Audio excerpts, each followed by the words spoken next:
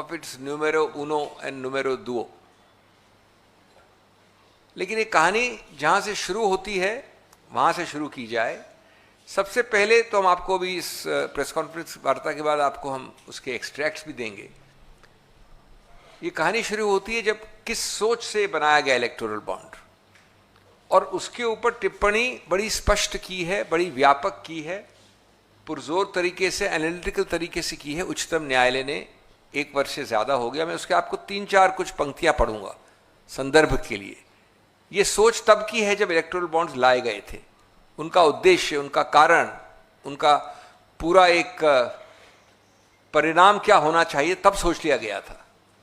Supreme court मेरे शब्द नहीं हैं। The disclosure of the particulars of the contributions may affect the freedom of individuals to the limited extent that the political party with the information could coerce those who have not contributed to them. ये सब शब्द तब के हैं, आज ये विदित हुए हैं, प्रमाणित हुए हैं। Under the current scheme, it is still open to the political party to coerce persons to contribute. Governmental decisions through a seat at the table and quid pro quo arrangements between the contributor and the political formation. ये मैं सिर्फ पंक्तियां पढ़ रहा हूं, मैं पूरा paragraph नहीं पढ़ रहा हूं, आपको पूरे पैरास एक्सट्रैक्ट रूप में दिए जा रहे हैं हमारे ऑफिस द्वारा। The measure in the electoral bond scheme completely tilts the balance in favor of the purpose of informational privacy and abrogates all informational interests. फिर वापस पैरा के बाद पैरा में क्विड प्रो को का शब्दावली, वाक्य इस्तेमाल किया उच्चतम न्यायालय में। पढ़ नहीं रहा हूं, बहुत सारे ऐसे पैरास हैं। और अंत में कहा है कि इसलिए thus the amendment to this section दिया उन्होंने 182, manifestly arbitrary for treating political contributions by companies and by individuals alike, by permitting unregulated influence on companies and individuals in the process of governance and violating the principle of free and fair elections, etc. etc. तो ये तो हुआ कहानी की शुरुआत, जिसको यद्यपि मैं दोषारोपण कुछ करना चाहता हूं विलंब के बाद, लेकिन बड़ा स्पष्ट रूप से उच्चतम न्यायालय ने नकारा। अब इसका तीसरा पहलू क्या है? आप ही लोगों ने, यानी प्रेस ने, अभी नहीं पिछले 1 वर्ष के अंदर अनेक सार्वजनिक रूप से नाम, किस्से, कहानियां, फैक्ट्स, तथ्य, डेट सब प्रकाशित की हैं। इसलिए जो मैं कह रहा हूं नया नहीं है। लेकिन क्या पैटर्न क्या रहा है? पहला पैटर्न यह है कि आपने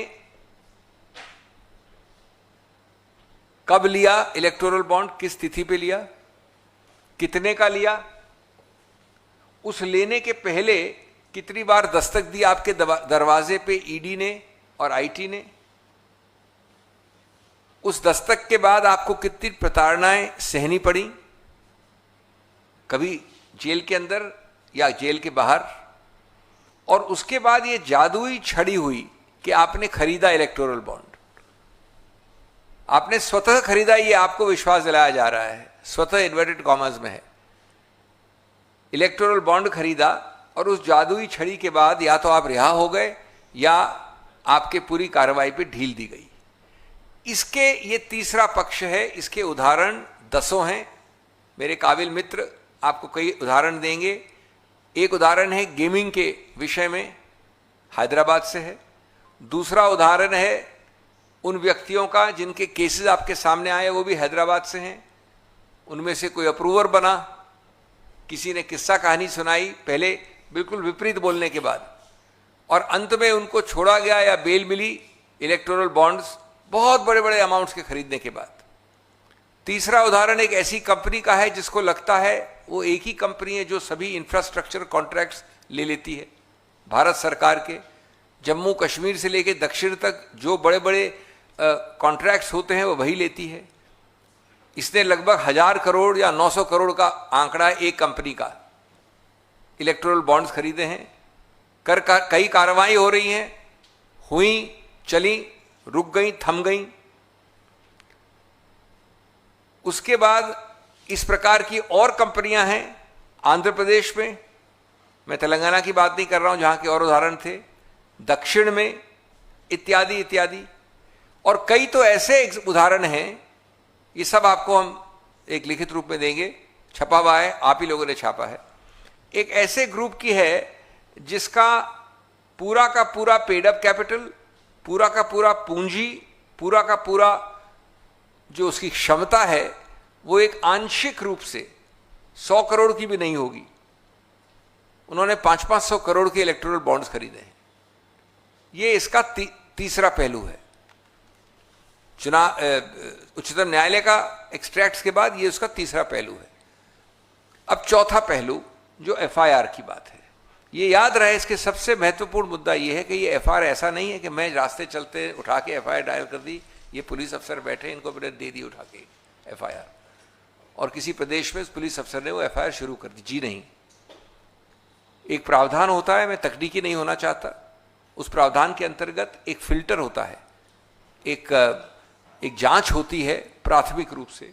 उस जांच के आधार पर न्यायालय, न्यायाधीश किसी भी दर्जे का हो जिसके पास अधिकार क्षेत्र है, वो उसको सोच समझ के एक आदेश देता है कि इसमें प्रथम दृष्टीय रूप से एक दंडनीय चीज हुई है, एक ऑफेंस है, प्राथमिक रूप से ये प्रावधान है जो इसमें उठ सकते हैं, आप इसको देखकर तुरंत एफआईआर दायर कीजिए। और यही हुआ, यही प्रक्रिया हुई कर्नाटक में इस एफआईआर में। एफआईआर में क्या कहा गया है? एक्यूज्ड 1 वित्त मंत्री, accused 2 ED officials, accused 3 BJP officials, accused 4 Nalin Kumar Kateel and other constitutional office bearers. इसका भी आपको एक्सट्रैक्ट दे रहे हैं, ट्रांसलेशन दे रहे हैं इसका भी आप। Conspired and extorted more than 8,000 crores from the CEO and MD of MNC and TNC corporate companies in the name of electoral bonds. Accused A1 with the help of A2 has made thousands of crores of money in a secret way for the benefit of A3 at the national level and accused 4 at the Karnataka state level.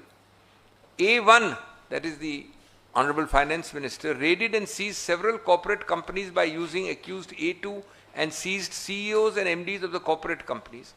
Fearing the attack of accused A2, many corporate companies were forced to buy electoral bonds worth crores. उसके बाद नाम दिए हैं, आंकड़े दिए हैं, 230 करोड़ एक case में और कई करोड़, सब लिखा है एफआईआर में। और अंत में लिखा है कि इन प्रावधानों के अंतर्गत, इन आईपीसी और आजकल जो नई संहिता है उसके अंतर्गत ये आरोप बनता है। और कुल आंकड़ा है 8,000 करोड़ का। मैं ये कहना चाहता हूं कि इसमें खैर सब उच्चतम लोगों के नाम भी हैं, भारतीय जनता पार्टी के संबंधित लोग हैं, लेकिन ये सर्वविदित है कि ये वित्त मंत्री का ना अधिकार क्षेत्र है, न हिम्मत है, न पूरा वो अकेली कर सकती हैं। इसका आदेश, इसकी संरचना, इसका कार्यान्वित करना सब कुछ सिर्फ एक जगह से होता है।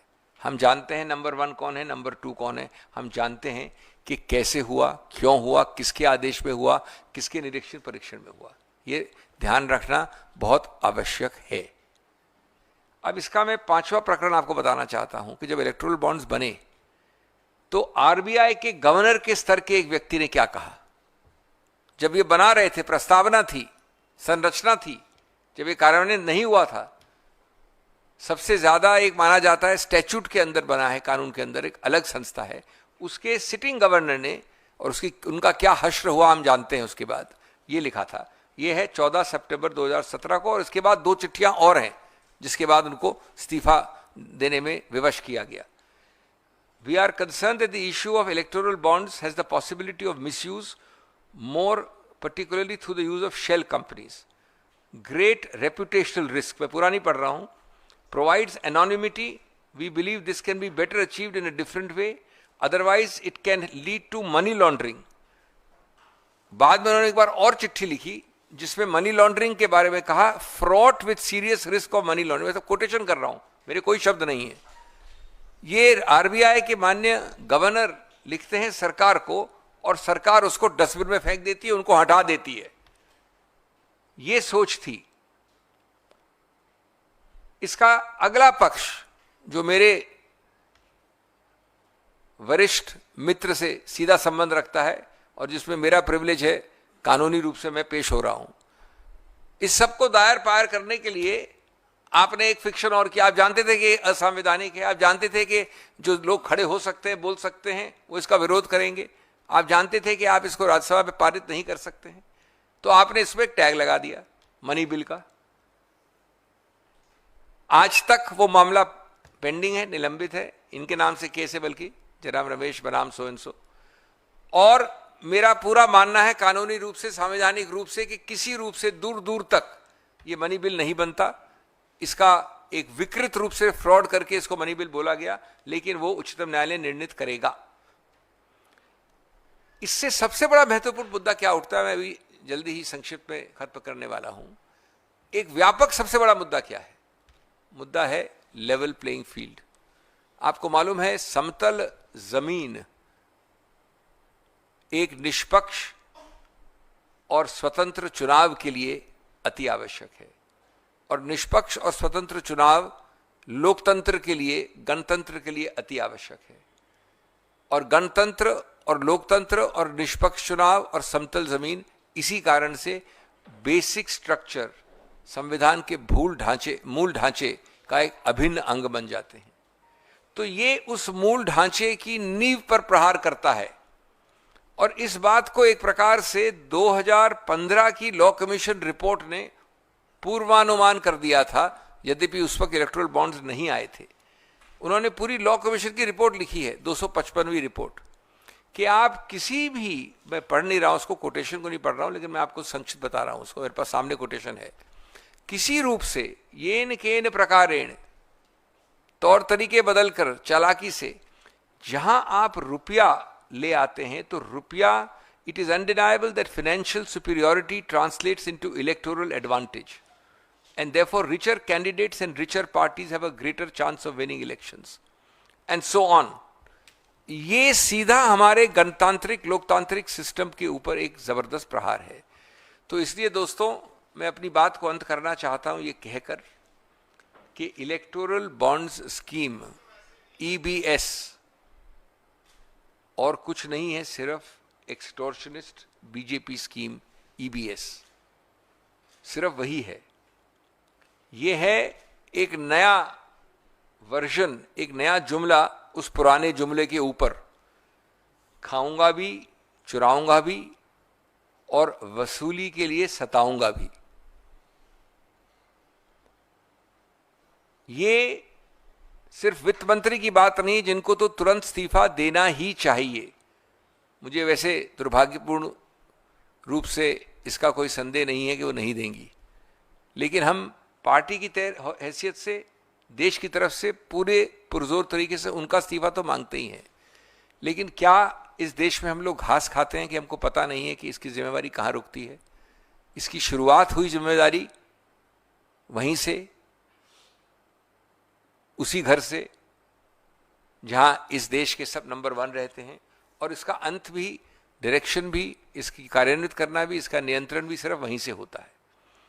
मैं अंत करूंगा बात दोहराकर माननीय राहुल गांधी जी की, जिन्होंने एक एंटायर करप्शन साइंस की बात की थी इस विषय में, और कहा था कि उन्होंने हमको एक टेक्नोलॉजी सिखाई है, बीजेपी ने एक पूरी साइंस बना दी है कि छापा डालकर चंदे की वसूली कैसे होती है। ये उनके शब्द हैं, काफ़ी निकट अभी हाल में कहे गए हैं। चंदा लेकर ठेका कैसे बांटा जाता है, भ्रष्टाचारियों को धुलने वाली वॉशिंग मशीन कैसे काम करती है, एजेंसियों की वसूली एजेंट बनाकर बेल और जेल को खोल कैसे सकते हैं, इत्यादि इत्यादि। तो ये आपने एक बहुत जबरदस्त षड्यंत्र, कॉन्स्पिरेसी देखी है। अंत में दोस्तों मैं ये कहना चाहूंगा कि ये एक न्यायिक शुरुआत है। अगर आपने हमारा अभी तक चैनल सब्सक्राइब नहीं किया है तो कृपया चैनल सब्सक्राइब कर लें, लाइक करें, शेयर करें, कमेंट करें। तो मिलते हैं फिर किसी और खबरों के साथ। नमस्कार।